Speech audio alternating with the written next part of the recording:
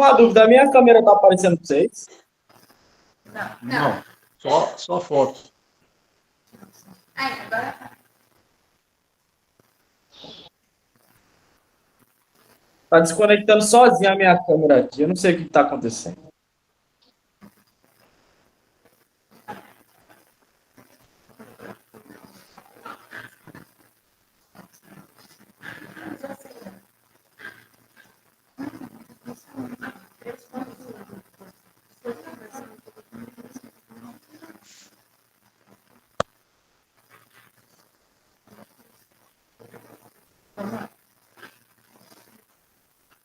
Olá a todos, nós somos alunos do curso de Pedagogia do campus de Pantanal, da Universidade Federal de Mato Grosso do Sul. Meu nome é Karina Cabral. Meu nome é Flávia.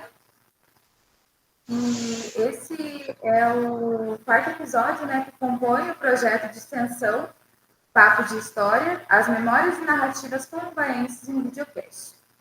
O nosso assunto será a literatura corumbaense. E assim como os outros grupos expressaram a cultura e a riqueza de Corumbá nos âmbitos materiais e imateriais da cidade, neste último episódio, iremos expressar essa riqueza sobre a literatura. E para enriquecer essa temática, temos os presentes convidados. Eduardo Mendes, nascido e criado na cidade de Corumbá. Eduardo da Costa Mendes é um sul-mato-grossense de raiz e de grande apreço por suas origens. Desenhista e aficionado por contos, usa suas inspirações em Robert Howard, Lovecraft, Edgar Allan Poe e George Martin para criar seus contos e textos. Eduardo também usa seus conhecimentos de ex-militar para compor e incorporar suas ficções. Iniciou sua primeira obra em 2009, primeiro livro da série Ictus Vitae.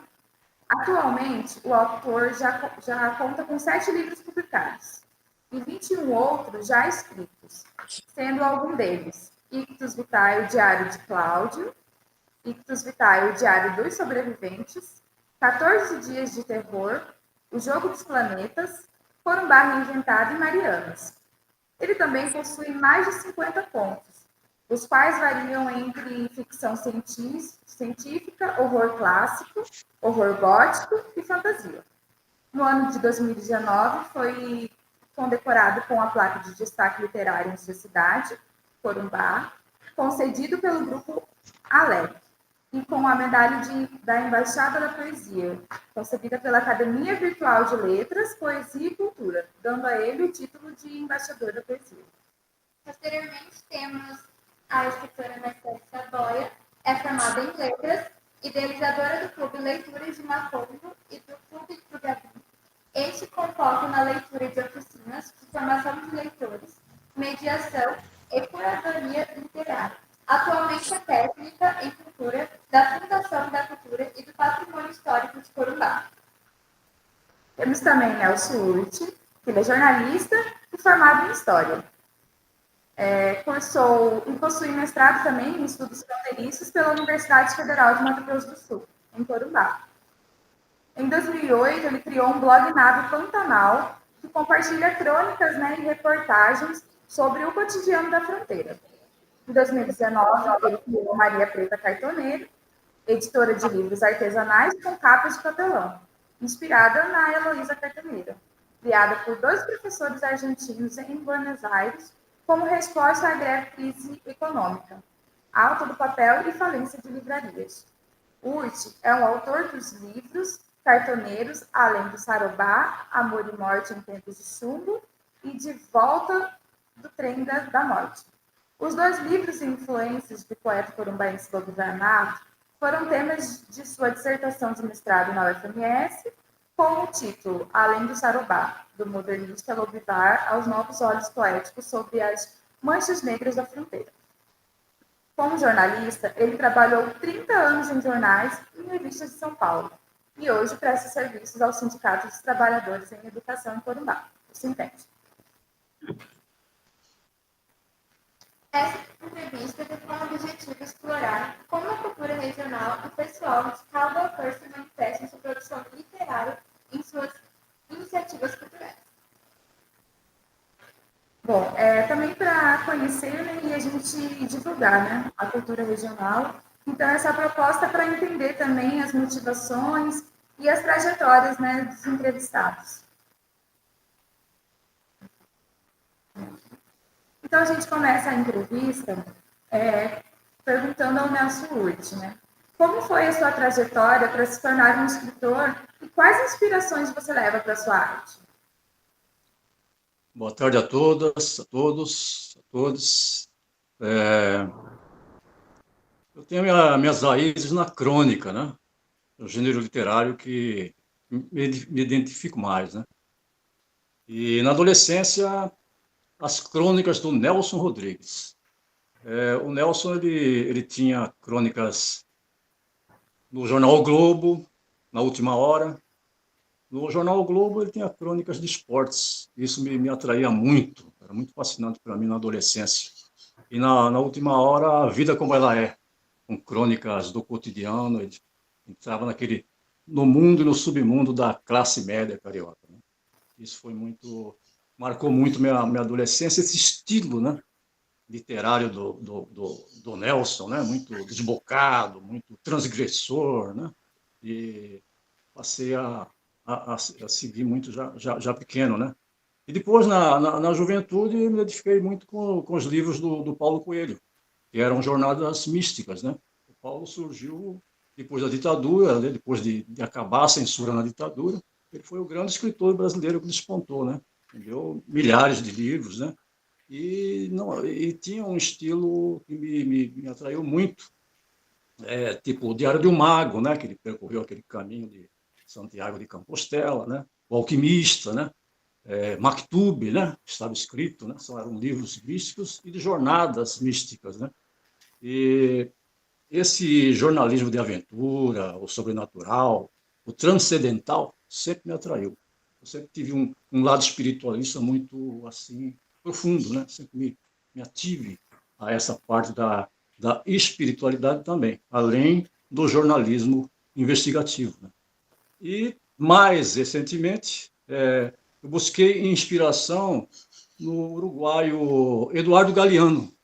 Eduardo Galeano ele é autor de As Veias Abertas na América Latina, né?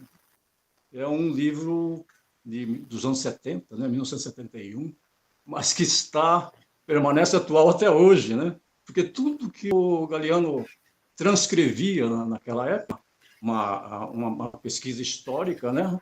Ele também era jornalista, né? E contando a história do continente sobre a ética, sobre a ordem dos povos originários, né? Essa exploração, essa expoliação das nossas riquezas pelos europeus, né? E esse do Veias Abertas para a América Latina acabou originando um dos livros atuais que eu tenho, chamado, que você citou aí, Karina, De Volta ao Trem da Morte, que é um livro-reportagem também que eu traço, né, um panorama da fronteira sobre a ótica da periferia, dos povos bolivianos, né? São o submundo, né? Os povos que eram, até certo tempo, assim, considerados pessoas de segunda classe, mas com o passar do tempo eles se tornaram, a economia se reequilibrou, eles passaram a ter mais poder aquisitivo e hoje são aqui os nossos consumidores, além de ter muitos comércios em Corumbá, né? Houve a virada aí, né? E a outra fonte de influência que eu tenho é corumbaense, é o Lobivar Matos, que é o nosso escritor, o nosso poeta corumbaense. Sempre me chamou muita atenção, logo que voltei aqui a Corumbá, e conversando, né, com a Elo Urte, que era minha prima, que era presidente da Fundação de Cultura na época, ela sempre me chamava a atenção, olha, conheça melhor esse escritor, ele é muito bom, ele fala sobre a periferia, sobre a Sarobá, que era uma ex-favela de ex-escravizados, né? Formada no extremo leste da Rua de la Mare, na época periferia de Corumbá, né? E isso também originou essa pesquisa em cima do Lobivar, me originou um livro do cartoneiro chamado Além do Sarobá, e a minha pesquisa de mestrado, que foi mencionada no começo, que foi Além do Sarobá, né? Com influências que o Lobivar tem ainda aqui, 80 anos depois, aqui na nossa fronteira, Brasil-Bolívia. É isso aí. Muito bacana, muito rica a sua fala, né, Wilson, sobre a sua trajetória, né, um pouco. E aí a gente já emenda com uma outra pergunta que tem tudo a ver com esse contexto, né? Como que você acredita que a cultura e o cotidiano de Corumbá, né, numa cidade fronteiriça, com tantas influências, né, de muitas culturas, de muitos povos, né, da comunidade, assim, como molda a identidade literária da sua obra? Bom, a literatura de periferia sempre ela está marcada em meus textos, né? Isso aí, para mim, aqui a fronteira Brasil-Bolívia é um vasto cenário, um vasto repertório para o tipo de literatura engajada que eu procuro fazer, né? E é essencial, realmente, dar voz às vivências e realidades, né? Locais e regionais. E Corumbá eu já faço um exemplo sobre isso, já dou um exemplo sobre isso. Esse livro do Marcos Gonzaga, o Bolinha, que é o rapper, né? Faça sol, faça chuva, faça poesia. Esse livro é cartoneiro, né? É um dos títulos cartoneiros, e ele relata as poesias, a vivência, o dia a dia de um jovem que sempre viveu na periferia. O Bolinha é um jovem da Nova Corumbá, né? E ele tem esse traço, né, de falar, de poeta de rua, né? Ele vai para a rua, é um rapper, né? Ele participa, ele é slammer também, né? Participa dos slams, das batalhas do slam, né? É, também integrante do coletivo Difícil, né? Do hip hop, né? Ele tem todos esses elementos, né, de um jovem de periferia que em Corumbá se completam, se complementam, né? A pessoa que vive em Corumbá, que já é uma cidade de periferia, na fronteira com a Bolívia, né? Então, tudo isso serve para enaltecer e para atualizar, para dar vida, né, a todos esses locais, tanto aos bairros periféricos, tanto como a fronteira. Tanto que o Bolinha ele já não está mais se limitando ao que era antes, né? O Bolinha com 18 anos, hoje ele tem 27. Então, hoje ele já tem um livro publicado, que é esse Faça, né? E ele já é um integrante, né? Ele já é considerado um escritor cartoneiro, né? Hoje ele já tem uma agência de fotografia, ele já está dando aula aqui no Fripan, né? Ele é professor já, né? Então, eu venho acompanhando toda essa trajetória, como ele, outros centenas de jovens também estão percorrendo ou buscam percorrer o mesmo caminho, ou seja, se estarem visíveis, né? Não só ele como pessoa, como o trabalho que eles fazem, né? Para que a cultura cresça, né? Para que o lugar valorize, né? Para que esse lugar que é fronteira, né? Que nós estamos na fronteira, seja transformado todos esses elementos em cultura, né? E mais um detalhe é esse livro Nudes, que pertence à Eva Vilma, uma escritora campo-grandense, que é um livro cartoneiro também, o título mais recente que a gente publica, né, que estamos publicando agora, e foi lançado no Festival de Bonito, festival na feira, né, Feira Literária de Bonito. Ali a Eva Vilma lançou o livro, que é um livro cartoneiro, e é um livro também que retrata a biografia. E a autobiografia, agora, é uma literatura que é difícil, né, para a pessoa fazer. Ela tem que relatar vivências próprias, né? Vivências da intimidade. Né? Não é para poucas pessoas que têm essa coragem que a Eva Vilma teve de relatar casos, justamente não pensando nela, né, de revelar seus traços, mas, de uma forma geral, contar o que é, hoje em dia, a vida de uma mulher solo como ela, com um filho, pedagoga, escritora, feminista, que se reconhece como negra e que participa de toda a atividade cultural em Campo Grande e em Corumbá também, né? Porque aqui também ela tem vindo para lançar os livros. Então, esse Nudes também faz parte dessa literatura, né?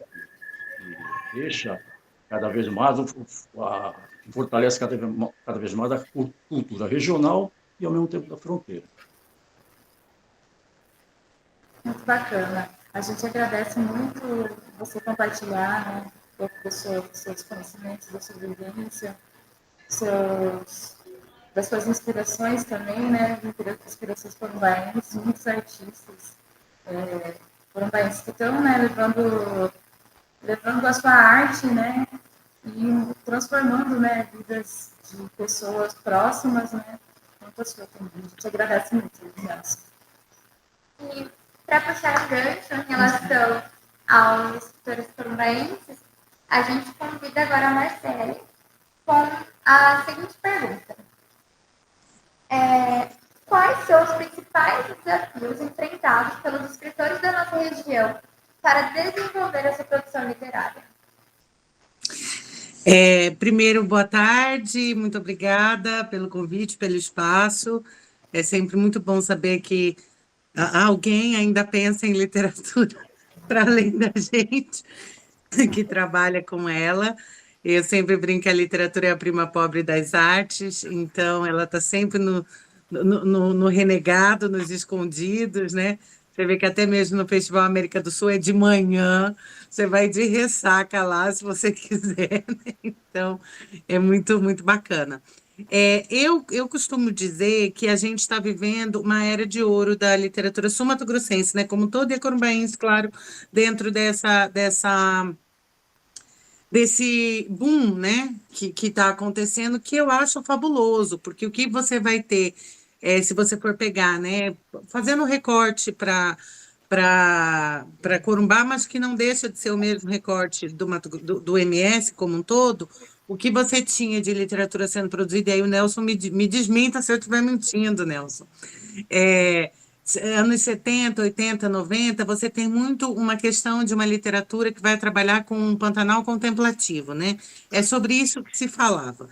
E aí é o tuiuiu altaneiro, há um prosaísmo, né, que acontece na literatura, e não que isso seja ruim, acontece que era só, né, era uma coisa unitema, unitemática. E hoje, quando a gente fala em literatura corumbaense, e assim, aqui era em Corumbá o Pantanal, né, mas lá no Cone Sul do Estado eram os ervais, né, em Campo Grande era a questão do cerrado, das guaviras, dos guavirais, né, então isso era o mote que carregava essa literatura por muito tempo. Aí você tem nomes, por exemplo, claro, como um Lobivar que vai vir antes disso, super quebrando paradigma, disruptivo para caramba, e você tem essas décadas, esse período. Então, hoje já não, hoje você fala em qualquer tipo de literatura. Há uma bibliodiversidade muito grande sendo produzida na literatura do Mato Grosso do Sul, você tem aí os meninos que são editores, né?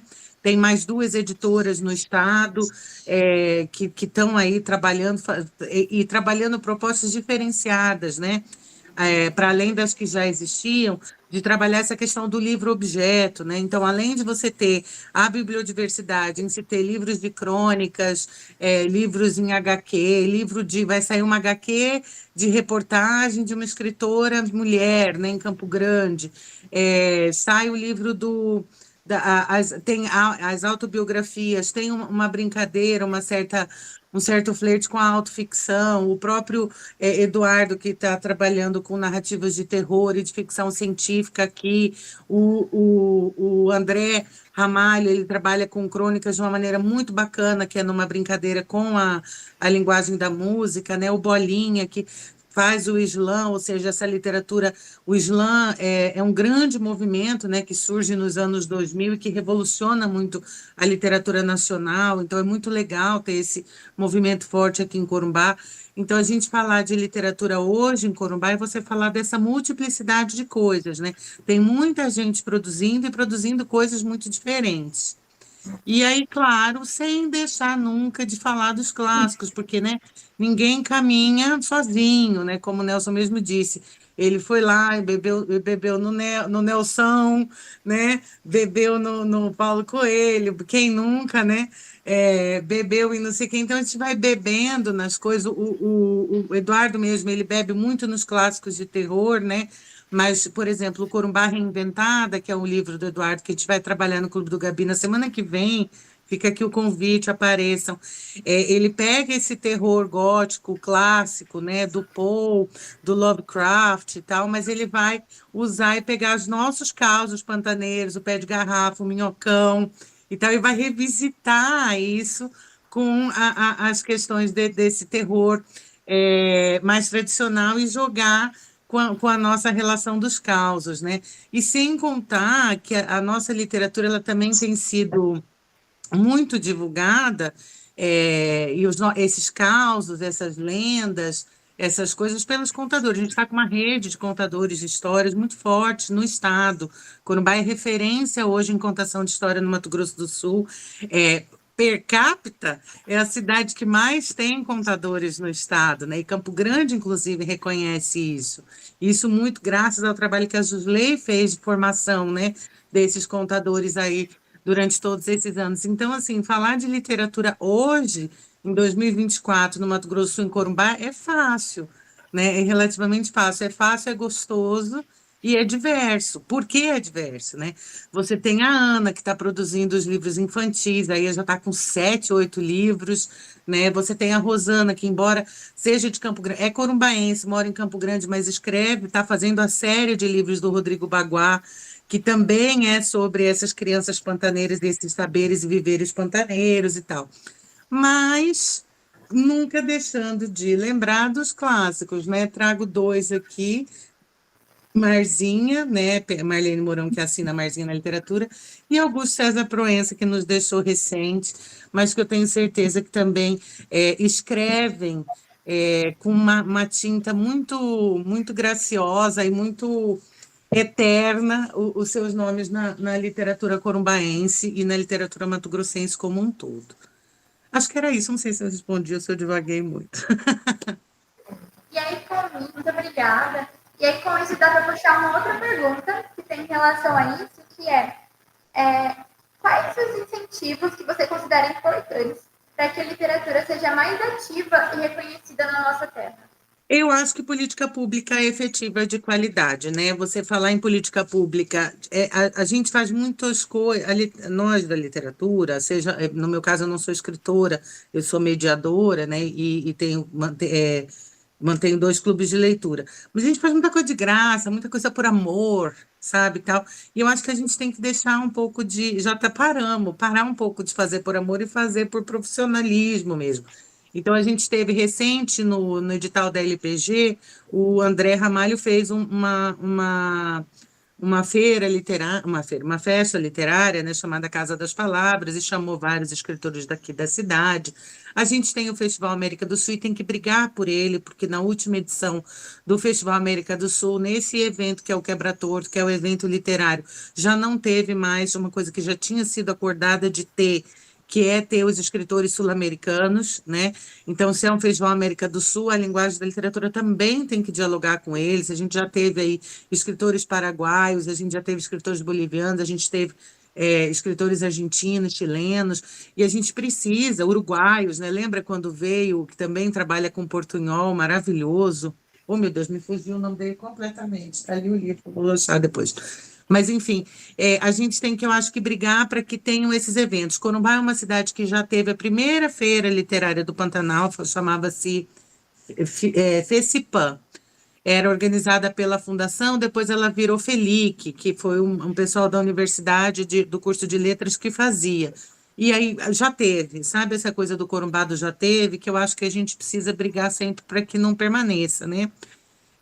Então, eventos literários precisam acontecer, circulação literária precisa acontecer, a gente precisa conhecer os escritores, não só os daqui da nossa região, os de Corumbá e tal, porque, bem ou mal, a galera daqui, todo mundo se conhece, né, da literatura, todo mundo se junta, se ajunta, dá um jeito, tenta se frequentar, se prestigia.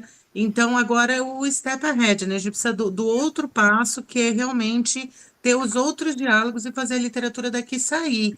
E fazer essa literatura sair é também trazendo as literaturas de fora para que haja esse intercâmbio. Tanto aqui, dentro do estado, fora dele, porque a gente está em Corumbá, numa região fronteiriça, já é distante, com logística péssima. A gente tem dentro do estado que é o Mato Grosso do Sul, que é um estado que ninguém nem lembra que existe, né? Todo mundo fala, a gente tem que ficar reforçando do Sul a todo momento, numa região que é o Centro-Oeste, que não tem eventos literários de grande porte. Então, se você pensa em termos nacionais, mesmo o Nordeste e o Norte, que saem um pouco ali, lógico, do Centro-Sul, Sudeste, que dominam a cultura do país, você tem grandes eventos literários, você tem grandes bienais acontecendo na região Norte e na região Nordeste. São suficientes? Não, lógico que não. Mas aqui nós não temos nenhum, em termos de região. Então, no Centro-Oeste não há, nós lemos muito pouco. O que a gente conhece de literatura do Centro-Oeste, né?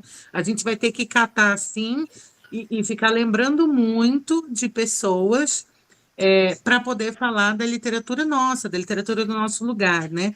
Então, eu acho que a gente tem que aproveitar esse boom, esse mundo de gente jovem, com vontade, essa gama de possibilidades, né, essa capilaridade que se tem na literatura corumbaense hoje, para tentar galgar esse lugar ao sol aí e pensar. Eu acredito que eventos de intercâmbio cultural são o que seria essencial, e, inclusive fronteiras, né? O que a gente lê de literatura boliviana, por exemplo?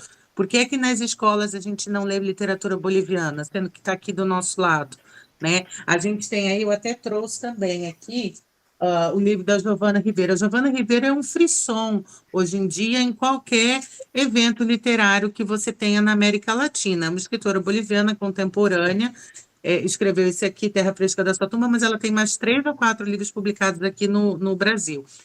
E por que ela não veio para cá ainda, né? E por que a gente não está também nesse frisson e vendo o que está se passando da literatura boliviana? Eu acho que há ainda sim, e a gente não pode fingir que não há, um preconceito nosso com relação à Bolívia de não consumir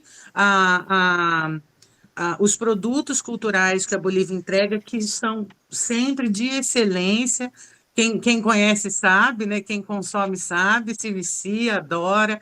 Até os festejos de santo que tem, a gente difícil vai ver, difícil bem aqui, né? O festejo de Nossa Senhora de Urcupim é uma das coisas mais lindas que existe no mundo.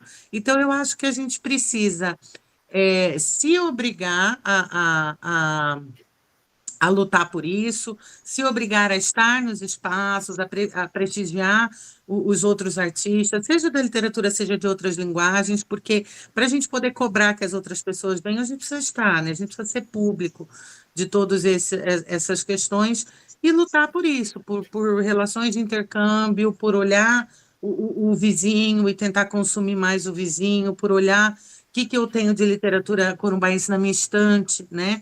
A gente está consumindo isso, a gente está comprando essa literatura porque ela está sendo produzida. E ela está sendo produzida como nunca foi em outros anos. Então, o quanto é e como é que a gente está consumindo isso, divulgando isso, fazendo o nosso trabalho de formiguinha, né? Porque a gente vive num país não leitor. Então, se nós que somos leitores, fica um pouco na nossa conta, a gente está pagando mais caro, tá? A gente está. Mas aí eu acho que é mesmo o nosso papel enquanto formadores de leitores, né? Divulgar isso. E às vezes é assim, uma divulgação gratuita mesmo. Eu estou seguindo os escritores daqui no Instagram, eu compartilho, eu vou nos eventos, eu convido alguém, né? Então, são pequenas ações que no fim, no Nova História Zero, eu acho que faz a coisa ficar maior, mais pujante e divulga mais, sabe? Eu acho que a gente cantando um monte de vozes juntas, o coro sai mais alto. Muito obrigada. Agora nós queremos entrevistar o Eduardo Mendes, né? E a primeira pergunta seria: você também tem uma experiência de criação de um sebo, né, para comercialização de livros na cidade de Corumbá. Onde que nasceu essa ideia e como que você percebeu a mobilização social para dar essa continuidade dessa ideia? Bom, boa tarde. Obrigado aí também pela oportunidade de estar falando, né? Eu quero ressaltar que eu me sinto bem pequeno estando ao lado aí de Nelson Hurt e Marcelo Saboia falando, assim, já tem uma gama de experiência bem maior, bem mais longínqua que a minha, mas enfim. Sobre a criação de um sebo, ele surgiu muito de uma ideia inicial de criar uma editora, né? Então, eu acho que, como uma ideia conversava muito bem com a outra, o sebo ele veio meio que como uma consequência de um pontapé inicial de formar um ponto de atração literária, por assim dizer, porque Corumbá não tem, né? Nós não temos livraria em Corumbá. É impressionante nós falarmos na ideia de autores que, por exemplo, nós temos autores aqui que são vencedores do Jabuti, por exemplo. Manuel de Barros foi vencedor do Prêmio Jabuti. E pessoas que destacam duas vezes. Lovivar de Matos é uma pessoa que participou de movimentos literários os quais fazem parte da história e nós não vemos obras deles assim, aqui em Corumbá nós não vemos obras desses caras. Talvez você possa ver em livrarias em São Paulo, até em Campo Grande, mas acredito que é bem difícil em Campo Grande também. Mas não entrava na minha mente a ideia de que nós não tínhamos livros, né, pontos de referência literária fora. Na época que surgiu o sebo, existia o Sesc ainda, né, mas não tinha a mesma proposta de um sebo. E uma coisa bem interessante é que o sebo inicial que foi criado foi em parceria com o Nelson, né? Eu e o Nelson fizemos um sebo em parceria lá em 2019. Ele surgiu ali na Rua 15. Nossa! E a gente sofreu naquele sebo. Brincadeira, gente, desculpa. Mas aí o sebo ele vem com uma ideia de difusão literária mesmo, né? É a questão de nós termos a possibilidade de oferecer outro tipo de conteúdo e, ao mesmo tempo, os nossos. Porque, por exemplo, todas as cadeias do livro, as quais eu trabalho atualmente, elas foram aperfeiçoadas e trabalhadas unicamente pelo meu interesse em me publicar. Porque a literatura fantástica, né, no modo geral, como eu trabalho nessa parte da literatura fantástica, ela não é uma literatura muito fácil de se expandir, assim, de você transmitir para outros lugares. A própria Marcele já falou aí, tipo, a literatura é a filha pobre aí da cultura, né? Ela é uma das mais pouco vistas. E a literatura de horror é menos ainda, então é bem difícil de se divulgar. Então, quando eu criei o sebo, o sebo ele foi caminhando e surgindo, ele veio com a proposta de oferecer o conteúdo de outros livros, né, outros gêneros e a possibilidade de permitir o acesso à literatura, mas principalmente também de nós termos essa possibilidade de nos divulgarmos, né, nós como autores. Eu tinha uma proposta meio de ser até meio que uma cooperativa de escritores que pudessem deixar suas obras, e até um determinado momento era funcional a ideia. Só que o sebo ele foi criado, infelizmente, na pandemia. Ele foi criado no pior cenário da humanidade. Assim. Então, ele não teve essa exaltação a qual eu tinha como ideia inicial. Né? Para puxar também para uma curiosidade, a gente viu que você atualmente está trabalhando numa escola na região das Águas, né? E aí a gente fez uma pergunta em relação a isso. Você atua hoje no contexto escolar, mas precisamente numa escola região das Águas do Pantanal. Como você percebe o interesse das crianças e adolescentes pela literatura e, sobretudo, pela literatura com enfoque regional? Interessante. Essa é uma pergunta bem interessante, porque falando no contexto escolar, o qual eu estou inserido, aqui no caso essa escola, aqui um dos pilares da educação é a literatura. As crianças elas têm acesso à literatura 24 horas por dia, e é 24 horas mesmo, assim, literalmente elas levam livros para os dormitórios delas. Aqui a escola funciona como um estado de semi-internato, né? As crianças elas ficam aqui durante a semana e aos finais de semana elas voltam para casa. Só que a todo momento elas têm acesso a livro. Aqui elas têm aqui existe um processo chamado leitura compartilhada, onde todas as crianças elas leem o mesmo livro em conjunto e fazem um debate. É meio que tipo um clube de livro e cada sala lê um livro por bimestre. E um desses livros não é literatura corumbaense, mas é literatura regional, é o Pantaican, do Diego Carneiro. Inclusive, foi uma aquisição aí que a gente lutou para ter, e está sendo leitura... é um livro que está na leitura compartilhada do 5º ano, né? Assim, tem uma... Eles debatem sobre, eles divagam e falam muito, e conversam, e perguntam, professor, o senhor conhece o escritor? E ele desenha também, e eles ficam super entusiasmados, eles ficam muito entusiasmados. Mas eu acredito muito que essa não é a mesma realidade das outras escolas Brasil afora. Infelizmente, esse é um pilar exclusivo dessa instituição. Esse é um pilar o qual o incentivo à literatura é muito voltado para pessoas que não têm tanto acesso à internet. Assim. Então, tipo, a gente consegue lutar contra vou utilizar o termo inimigo, mas não seria isso o ideal.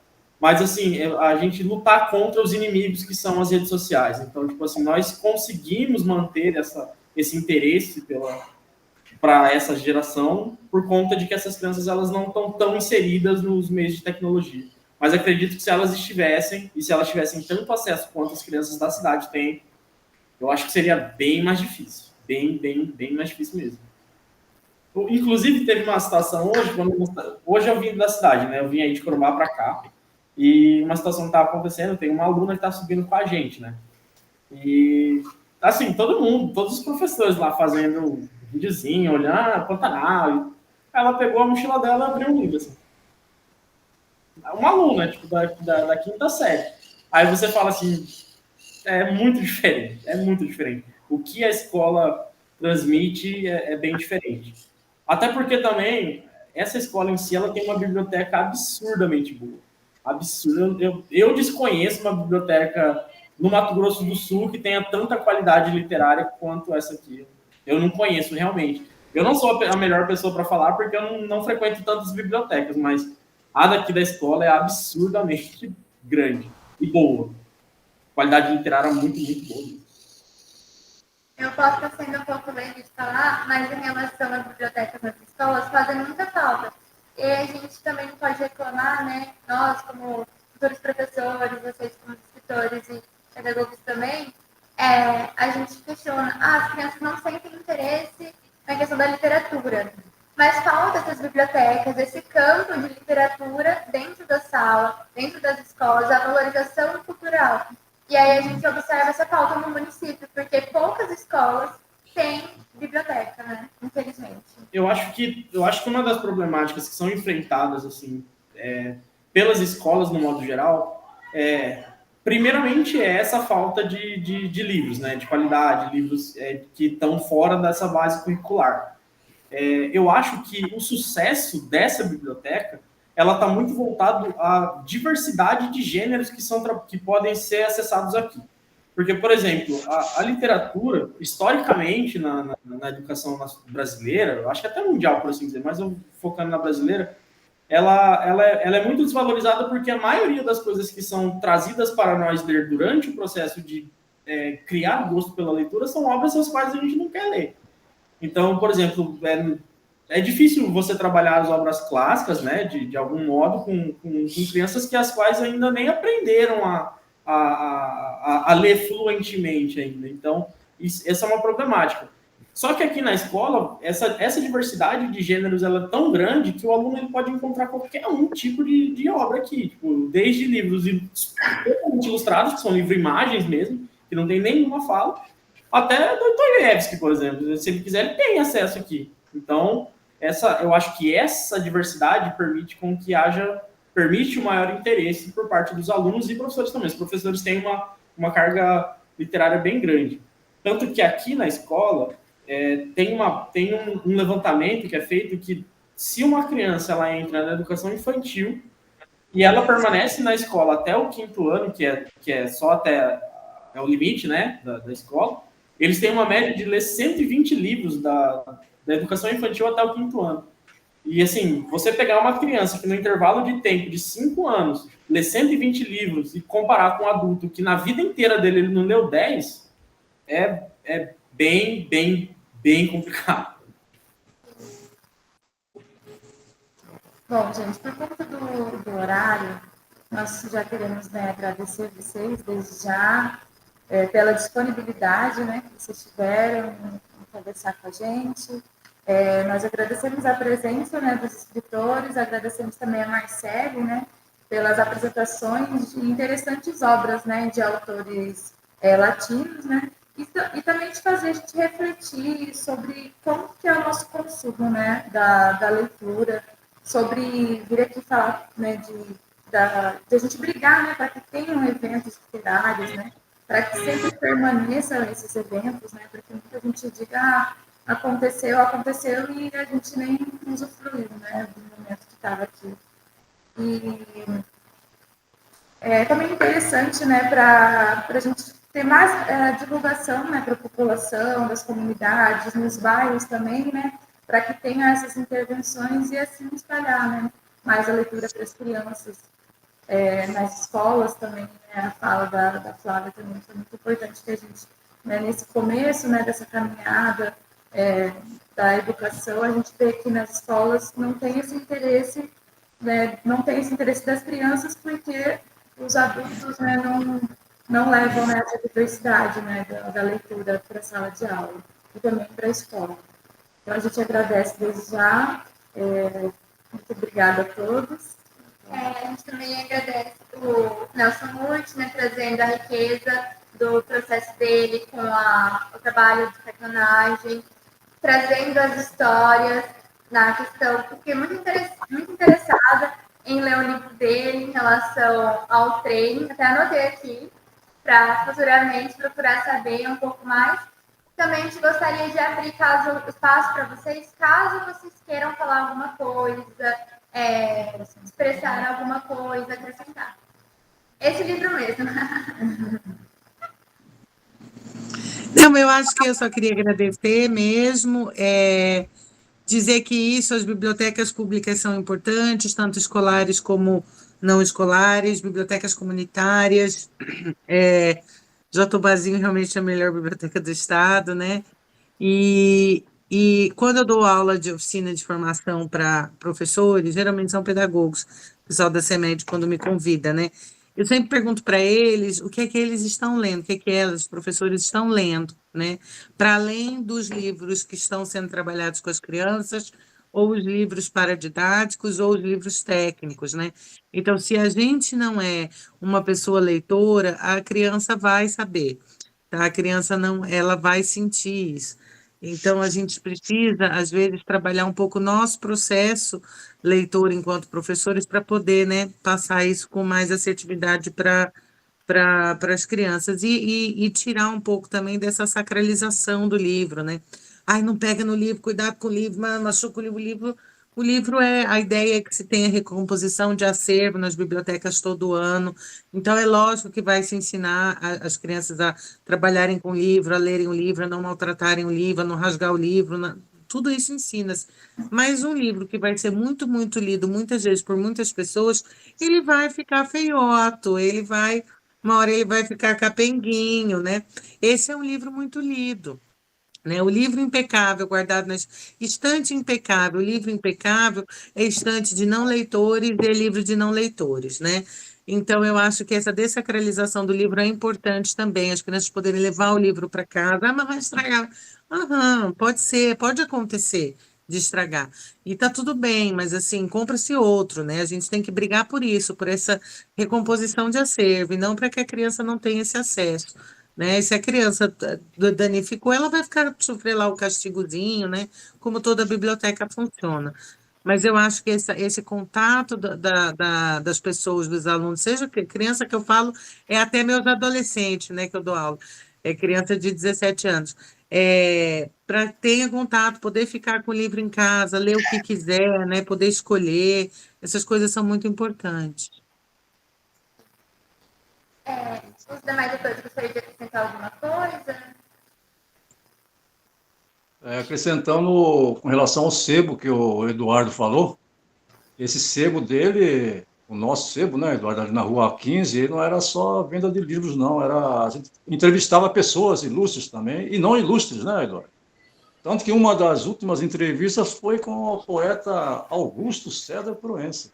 Foi a última entrevista do Proença antes de partir, né, eu acho. E ele era um dos nossos clientes lá, porque ele morava ali do lado do sebo, né, na Rua 15. Para vocês verem como era bacana esse sebo, que, aliás, é uma ideia, viu, Eduardo? Você precisa levar adiante aí na Rua América ou em qualquer outro local. Porque sebo é muito importante, porque é isso que a Marcela falou. Deixe sacralizar o livro, não precisa ser aquele livro novinho, brilhante e tal. O sebo já é o livro usado e lido, né? E quem comanda o sebo, como o Eduardo, ele já leu aqueles livros. Então, a pessoa pergunta, que esse livro é bom? Ele pode falar se é bom, porque ele já leu o livro, né? E outra coisa que eu queria lembrar é que esse livro, Cartoneiro, e outros livros eu tenho aqui na minha biblioteca, que é uma biblioteca que se tornou comunitária, que fica aqui em Ladário, né? Rua Comandante Souza Lobo, 527, vou fazer o merchan, né? E pode vir aqui para adquirir ou só ler, né? Tanto faz. Tem todos os livros cartoneiros aqui. E eu tenho uma bela coleção de livros de autores corumbaenses aqui. Estão todos aqui, a minha estante. Estamos vendo da Marcele Recheada de também. livros de corumbaenses e regionais também. Tá bom? Obrigado, Ju. E parabéns pela iniciativa e pelo projeto. Um abraço. Eu gostaria de acrescentar também uma dúvida que, assim, de verdade, não é literalmente uma vez por semana me perguntam isso, ou eu estando aqui ou eu estando na cidade. O sebo está aberto? Está aberto. Só que o problema é que ele só está aberto quando eu tô lá, porque ele é um sebo de uma pessoa só. Então, tipo, se eu estiver na cidade e eu tô lá, você vê aquela porta aberta, pode entrar que o sebo está funcionando. E a outra, a editora está funcionando? Está funcionando. A editora, a minha editora, ela chama Elmo Negro. Elmo Negro Livros Artesanais, né? É uma editora que ela tem um viés voltado para a literatura fantástica e maravilhosa no modo geral. Ela publica outros tipos de narrativa, só que o foco principal é obras nos gêneros fantásticos, né? Eu já estou com 62 livros já publicados, né? Entre os meus e de outros autores. Até final desse ano vão sair mais 4 livros publicados pela editora, né? A produção é uma produção local. Antes, né, que eu estava antes de eu não estar aqui na escola, a produção era exclusivamente feita lá por mim mesmo. Eu fazia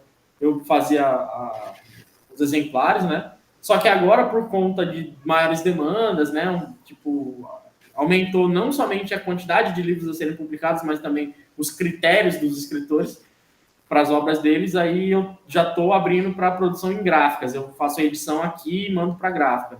Mas a editora existe. Quem quiser publicar livro aí, estiver vendo esse vídeo posteriormente, quiser publicar um livro, ou me procura o Nelson também, que a editora dele é 100% funcional, vende também, e é sucesso. Eu acho que uma das coisas legais da gente fazer é que, como a gente meio que conhece todo mundo, no dia que eu falar assim, não consigo fazer esse trabalho, tem o Nelson que faz. Ou eu vou indicar alguém que faça aquele determinado tipo de trabalho, né? Uhum. Então, só ressaltar, o sebo está ativo, a editora está ativa, e também fazer o convite, né, para o Dr. Gabi, que vai fazer a leitura de um livro meu, né, semana que vem. É um livro que eu, pessoalmente, não recomendo, porque é um livro... é um livro estranho, literatura estranha, mas boa parte das pessoas gosta muito, né? A minha namorada gosta muito desse livro. Acho que a Marcele também gostou do livro. Sempre tem recomendações. Não é o meu livro preferido dos que eu mesmo escrevi, mas acredito que... E é por isso que a gente diz que o autor não pode falar do próprio livro. Fala mal. Não é verdade. É pura verdade. Mas, enfim, aí eu deixo esse convite. Quem quiser conhecer um pouco mais também das minhas obras, né? No YouTube tem um canal chamado Conto um Conto, que é de um narrador chamado Marcelo Fávaro. Ele fez a leitura, né? A narração de um conto meu, e ficou bem legal. Ele coloca uns áudios assim, ele faz toda uma voz de narrador, e ele é bom pra caramba. E se vocês quiserem conhecer, só digitar lá no YouTube Caixa de Alianças, né? E Eduardo da Costa Mendes aparece lá o o meu videozinho. E é isso. Deixa as arrobas, né? Só é @museu.casabrgabi. Para quem quiser, a gente vai deixar o link lá. O encontro vai ser na quarta-feira, às 16 horas. O link é gratuito, é só entrar. E o meu canal é o @leituras de Macondo. E aí deem os arrobas de vocês, né? Se a galera quiser seguir, conversar com a gente é super de boa, a gente conversa tranquilo. Bacana. O Nelson também, né? Qual é o nome do blog, se você quiser divulgar? Também as suas redes sociais. Tem uma página da editora, Maria Preta Cartoneira, tem uma página no Facebook. Ali tem alguns livros digitais, né? Não para ler, né? Mas é só a capa, né? Alguns livros cartoneiros.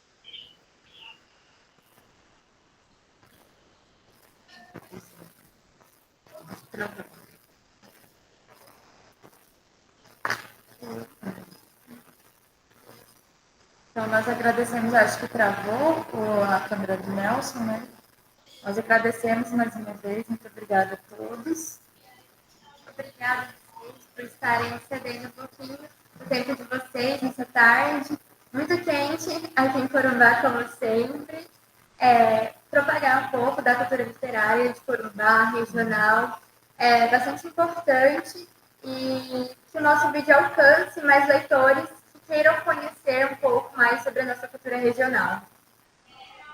Muito obrigada e encerramos o vídeo de hoje. Até mais, gente. Obrigado. Tchau. Vai,